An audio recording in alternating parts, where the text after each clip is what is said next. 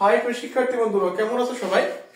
আজকে আমরা নবম দশম শ্রেণীর সাধারণ গণিতের 2.1 এর 3 নম্বরের এই 5টা প্রশ্ন সমাধান করব। তুমি একটু মনোযোগ সহকারে ক্লাসটা দেখো, আশা করি তোমার এই ধরনের প্রশ্নে আর কোনো কনফিউশন থাকবে না ইনশাআল্লাহ। তো চলো আমরা শুরু করি। আমাদের ক নম্বর প্রশ্নে দেওয়া আছে বি বাদ সি।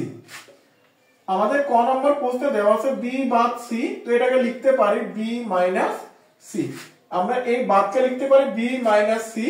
তো আমাদের বি এর মান দেওয়া আছে 1 2a বাদ সি এর মান দেওয়া আছে 2a এবং b। তো এখন কথা হচ্ছে এই যে আমরা বলতেছি যে বি বাদ সি, এ বাদ মানে কি? এইটার মিনিং বোঝায় বি থেকে সি এর মানটা বাদ দাও। বি থেকে কার মান বাদ দিবা?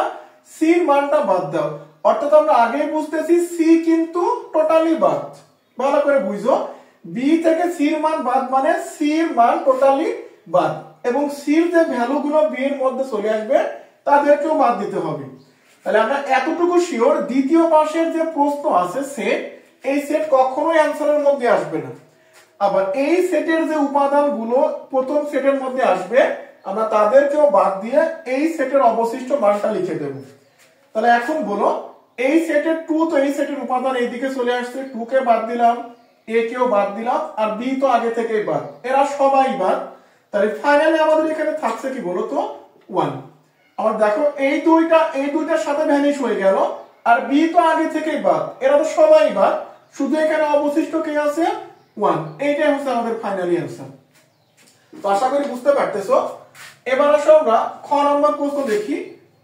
আমাদের খ নম্বরে দেওয়া আছে a ইউনিয়ন b। তো এর মান জানি 2 3 4 ইউনিয়ন, আমাদের b এর মান দেওয়া আছে 1 2 এবং a।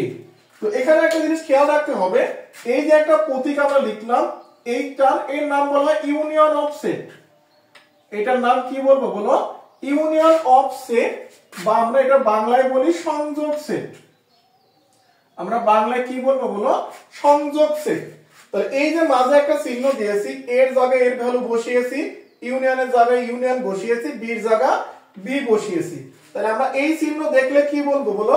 এটা সংযোগ সেট বা ইউনিয়ন সেট। তো ইউনিয়ন সেটের কাজটা কি? ইউনিয়ন সেটের কাজ হচ্ছে দুইটা সেটের মধ্যে যতগুলো উপাদান আছে সবাইকে নিতে হবে, বাট কোনো সংখ্যা রিপিট করা যাবে না। আমি আবারও রিপিট করতেছি, আমাদের ইউনিয়নের কাজটা কি বলো? এই দুইটা সেটের মধ্যে যতগুলো উপাদান আছে আমরা সবাইকে নিব, বাট কোনো সংখ্যা একাধিকবার লিখব না। তাহলে এখানে সবথেকে ছোট কে 1, কারণ আমরা আগেই জানি সেট মানে সুন্দর করে সাজাই লিখতে হবে। এরপরে আছে 2 3 4 এবং 8। আশা করি বুঝতে পারছো। এখানে তুমি একটু খেয়াল করো, দেখো 2 সংখ্যাটা দুইবার ছিল, বাট আমরা কয়বার নিয়েছি? একবার নিয়েছি। এই হচ্ছে আমাদের খ নম্বরের প্রশ্ন। তো এইবার আসো আমরা গ নম্বর দেখি। আমাদের গ নম্বরে দেওয়া আছে a ইন্টারসেকশন c। তো ফার্স্টে আমরা a এর ভ্যালু বসাবো 2 3 4 ইন্টারসেকশন b এর ভ্যালু দেওয়া আছে 2a এবং b। তো আগের বার তো চিহ্ন উপর দিকে ছিল, বুঝলাম ইউনিয়ন হবে, বাট এখন তো আমাদের সেই একই চিহ্ন নিচের দিকে দেওয়া আছে। তো যদি আমাদের এই চিহ্নটা নিচের দিকে থাকে, নিচের দিকে মুভ করে থাকে, তো এটার নাম বলবো আমরা ইন্টারসেকশন অফ সেট। এটার নাম কি বলবো বলো? ইন্টারসেকশন অফ সেট, বা বাংলায় বলবো আমরা সেট সেট। আমরা বাংলায় কি বলবো? Set set.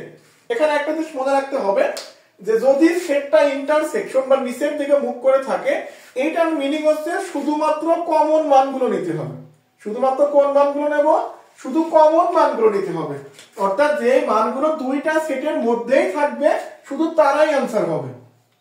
তাহলে এখানে বলতো দুইটা সেটের মধ্যে কমন কে আছে? এই দেখো এখানে একটা 2, এখানে একটা 2 নিয়ে নাও। এরপরে দেখো একটা ভ্যালু আর মিল নাই, তো এইটাই হচ্ছে আমাদের ফাইনালি आंसर। আমি দুইটা প্রতীককে আবার রিপিট করি। আমাদের এই যে উপরে দেওয়া আছে এটার ক্ষেত্রে আমরা কমন আনকমন, আমাদের কমন আনকমন আমরা সব মান নিতে পারি, বাট এর ক্ষেত্রে শুধুমাত্র আমরা কমন মানগুলো নেব। অর্থাৎ দুইটা সেটের মধ্যে যে মিল থাকবে শুধু সেই মানটা নিতে হবে। আশা করি বুঝছো। তো এখন আমরা ঘ নম্বর প্রশ্ন করব। আমাদের ঘ নম্বর প্রশ্নে দেওয়া আছে a union A union B intersection C.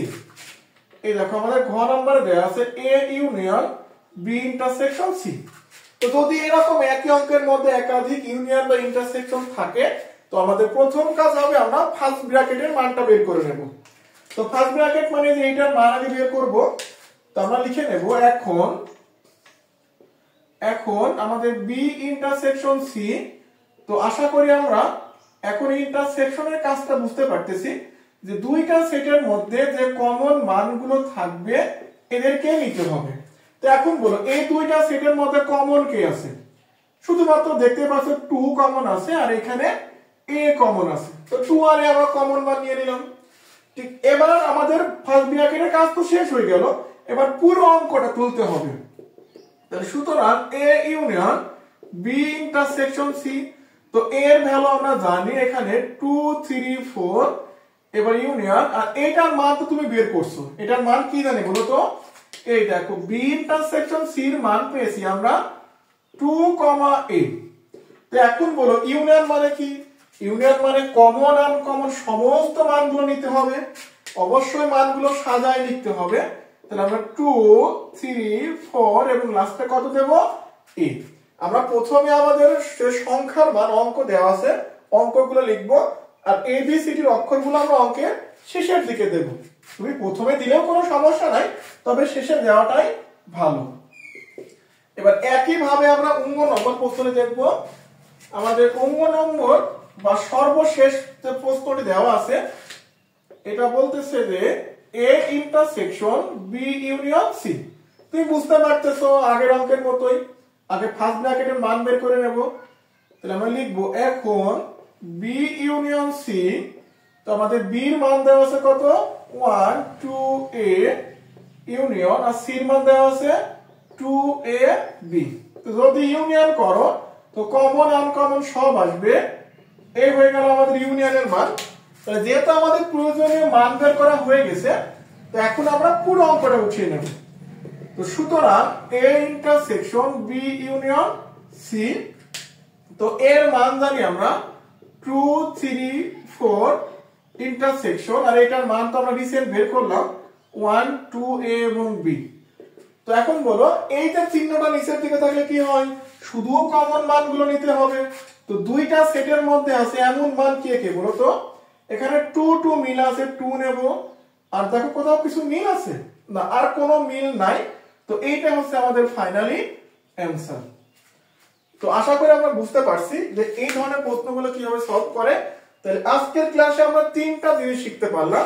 এক হচ্ছে আমরা বাদের অঙ্ক বা বিয়োগের অঙ্ক, দ্বিতীয়ত আমরা ইউনিয়ন শিখেছি, তৃতীয়ত আমরা ইন্টারসেকশনের ম্যাথগুলো শিখেছি। তোমরা এই ম্যাথগুলো শেখার পরে বাসায় প্র্যাকটিস করতে হবে এবং এই ধরনের প্রশ্নগুলো নিজে তৈরি করে নিজে সলভ করতে হবে। আর যদি সলিউশন করতে গিয়ে কোথাও কোনো প্রবলেম হয় অবশ্যই কমেন্টে জানাবা, আমি সর্বোচ্চ চেষ্টা করব প্রশ্নগুলো সলভ করে দেওয়ার জন্য। তো এতক্ষণ আমাদের সাথে থাকার জন্য ধন্যবাদ। আমাদের আগামী ক্লাসে দেখা হবে এর পরবর্তী প্রশ্নের সমাধান নিয়ে। ধন্যবাদ সবাইকে।